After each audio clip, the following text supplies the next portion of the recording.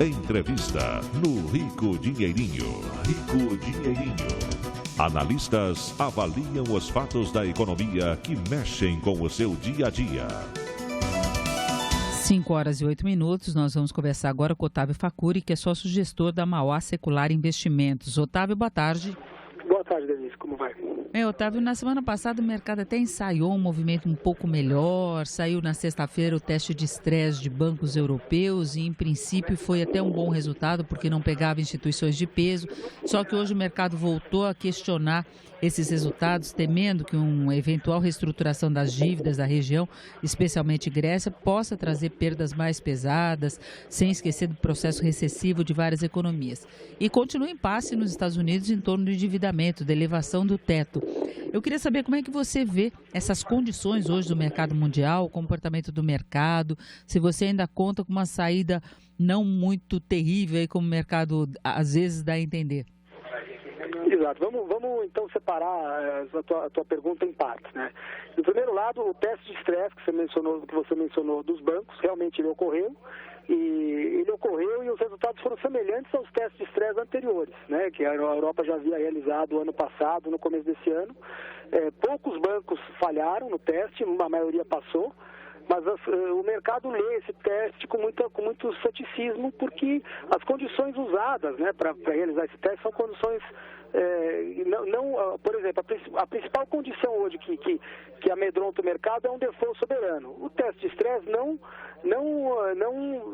leva em conta nenhum cenário com default soberano. Até para o ouvinte poder, desculpa te interromper, tá? Para o nosso ouvinte poder entender, esse teste mostra qual seria o possível impacto de uma piora da situação econômica, financeira da região sobre a situação dos bancos, dos vários bancos da zona do euro.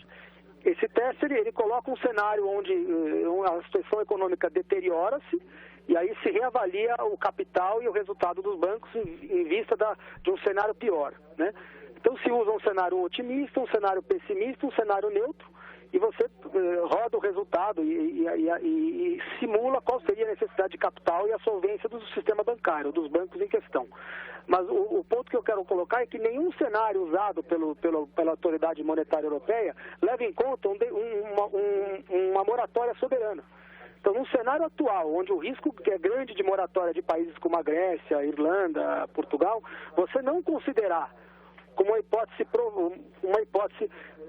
nenhuma hipótese de cenário, um evento de moratória soberana, você está fazendo um teste que você não está considerando uma hipótese que o mercado hoje considera. Então, a validade de um teste desse para acalmar o mercado, na minha opinião, é baixa.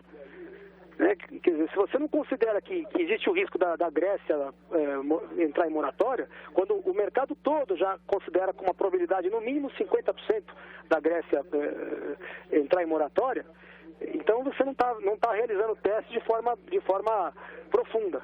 Então, em relação ao teste, essa é a leitura que o mercado faz, com muito ceticismo, né?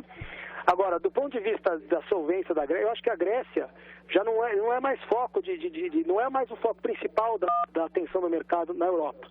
Até porque a Grécia, na minha opinião, é como se fosse um avião que já está meio que sem gasolina, com o motor quebrado, e eles estão procurando onde pousar esse avião para causar o menor dano possível. Quer dizer, é preferível você não pousá-lo em cima de uma cidade ou de um prédio, vamos colocar ele, vamos deixar esse avião pousar num terreno baldio para causar menos impacto. Mas que o mercado já considera que é um avião sem motor e sem combustível, sei lá, que ele vai ter que fazer um pouso em algum lugar.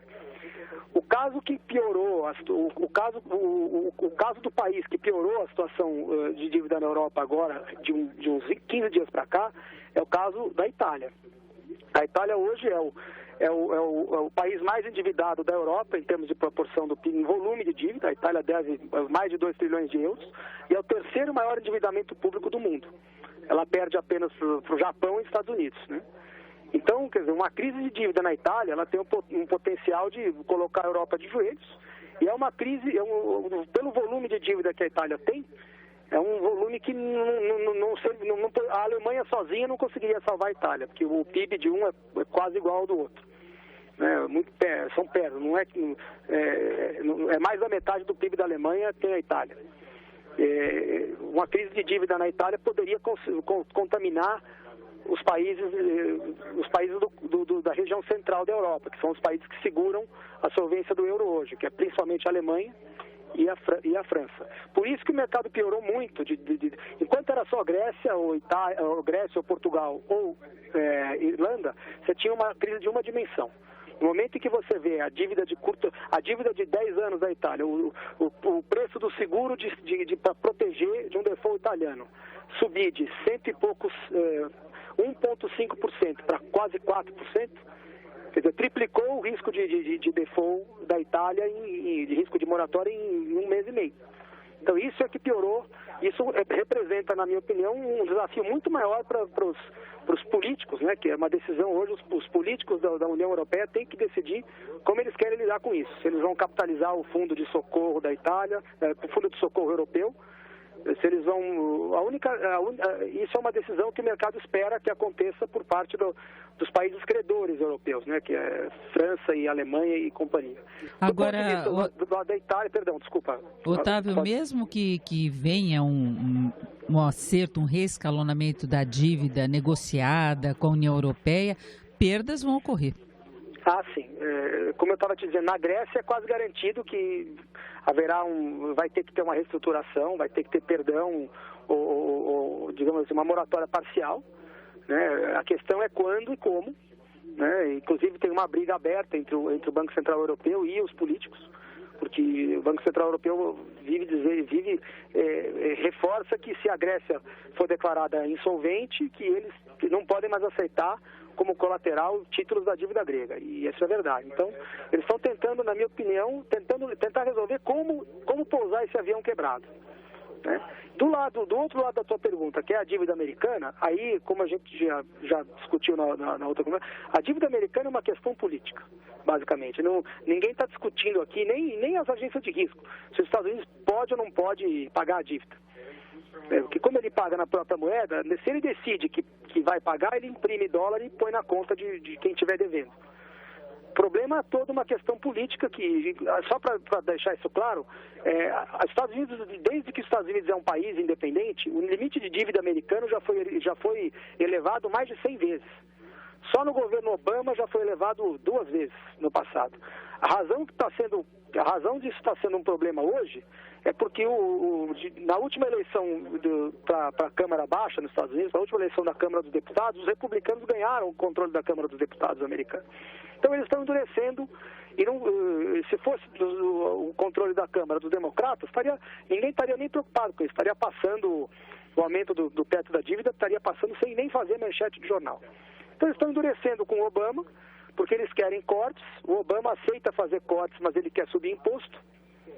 Tudo isso vai enfraquecendo a posição política do Obama para disputar a reeleição ano que vem. Agora, de qualquer modo, se chegar na data limite aí de 2 de agosto sem um acordo com o Congresso, isso vai ter implicações para o mercado financeiro, pelo menos, né? Sim, eu acho que a implicação maior, na minha opinião, não é nem para o valor da dívida americana. Quer dizer, a gente vê hoje os títulos do Tesouro americano estão tradando nos níveis mais altos dos últimos 8 meses, né? Quer dizer, em preço, né? Ou seja, o mercado não dá nenhum desconto para uma possibilidade de default. O que o mercado pode estar querendo dar a entender com essa precificação é que, se por um acaso o limite não é aumentado, imediatamente o Tesouro americano vai ter que tomar providências sérias, vai ter que parar de fazer alguns pagamentos, colocar funcionários em dispensa, né, dispensa não remunerada, parar de fazer alguns pagamentos, e ele vai ter que priorizar os serviços essenciais e o pagamento de juros sobre a dívida. Né? Quer dizer, o pagamento, que hoje os juros é baixo, né, da dívida americana. Então, ele priorizando alguns pagamentos básicos e os juros da dívida, ele consegue rolar o principal que vence da dívida, sem que isso faça subir, pagando os juros e rolando só o principal, isso não estoura o limite. Mas a economia americana vai sentir o efeito de menor gasto público, vai sofrer um impacto de crescimento muito grande, vai sofrer uma provável recessão até.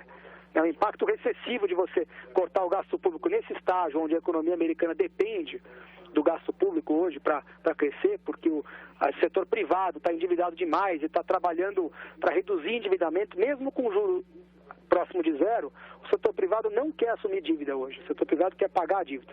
Mais ou menos parecido com o que ocorreu no Japão no início da década de 90 até hoje. Então, esse é o estado que a economia americana se encontra. Sem o estímulo do setor público, sem o déficit, os Estados Unidos estaria hoje já em recessão. Então, esse é o que dá para dizer de antemão. Agora, de qualquer modo, não dá para esperar também um comportamento muito melhor do mercado a curto prazo, né? Não dá. Eu acho que o mercado está descontando ainda, está operando ainda com a possibilidade de um cenário não se resolver e de você ter uma recessão já a partir do mês que vem, se você tiver que cortar drasticamente o gasto público nos Estados Unidos. Não seria uma coisa escalonada, seria um corte drástico. Né? Agora, tanto num caso como no outro, a gente pode ter reflexos não só em mercado, mas no próprio andamento da economia, alguma retração mesmo, né? Sim, na minha opinião, se ocorrer isso, se ocorrer um fracasso na negociação do debt ceiling, você vai ter uma recessão forte nos Estados Unidos, você vai ter um crescimento negativo da ordem de 1 a 2%, e isso vai trazer os mercados de commodities para baixo, vai trazer o petróleo para baixo, e vai trazer as bolsas para baixo também, assim, que por enquanto elas estão ali de lado, a bolsa americana está no nível médio e semelhante ao que ela esteve nos últimos 3 meses. Mas aí você vai ver reações mais fortes do mercado, mais negativas do mercado. É certo. Isso vai ser detrimental para todos os países do mundo. Se os Estados Unidos entrar em recessão agora, o nosso cenário, inclusive para o Brasil, mudará. Aqui a gente vai começar a não mais achar que o juro sobe no Brasil, achar que ele pode vir até a cair, que isso vai contrair o crédito no mundo inteiro. Às 5h20, nós ouvimos o Otávio Facuri, que é sócio-gestor da Mauá Secular Investimentos. Otávio, muito obrigado, uma boa tarde. Obrigado, Denise. Boa tarde. Na Jovem Pan, Rico Dinheirinho, com Denise Campos de Toledo.